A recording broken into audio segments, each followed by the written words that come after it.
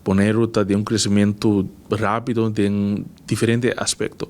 Tem quantidade de gente que está vivendo aqui, pero de parte de desenvolvimento turístico, com o hotel também está estabelecendo, pero também com cruz. E dentro disso aqui nós que há balança, nós que manter a quantidade estável e nós que crescimento para louco mais. Ela vai assim não pare mas nós que vai começar de que é desenvolver mais tanto.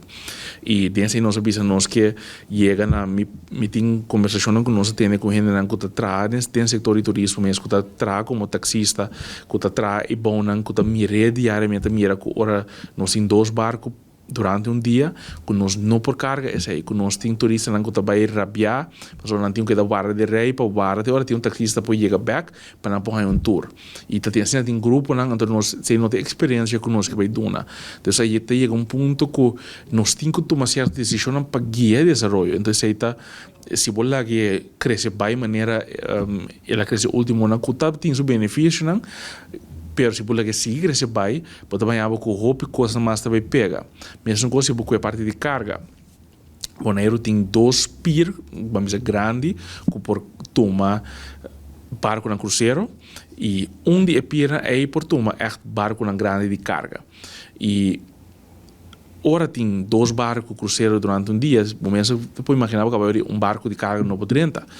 E isso significa que o barco de carga tem que estar para fora.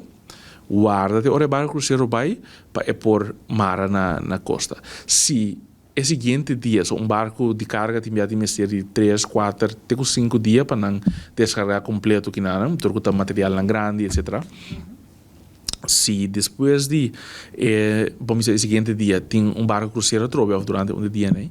E tem que voltar para fora trove, guarda o barco cruzeiro bem mar pai, depois é para o mar a trobe. Então, que botar aí com neta, tem gasto na extra também cerca de esse é um tem o pagué, então o consumidor também pagué e de dois, o barco não mês não está gosto aí, o barco não tem um problema com a situação aí para sobre não tá vai para fora perde sem assim né e do esse mês também tem dia barco não está bem diretamente fora da Europa ou Bonaire a dizer de stop.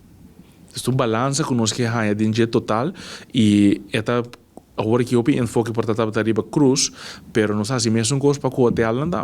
Então nós sabemos decisão de moratório para o hotel. Isso significa que o hotel de 4 para 5 estrelas só por estabelecer na Bonaire pode certa condição, nós temos lista de critérios, condição novo que nós põe. Então nós assim mais mais exigência que nós põe para o hotel que tem que estabelecer que nós está free for all mais que tem na Bonaire maneira de antes, pero é bom de certa condição para poder estabelecer e é algo que é combinar a comunidade completa. Isso é o que nós ponemos.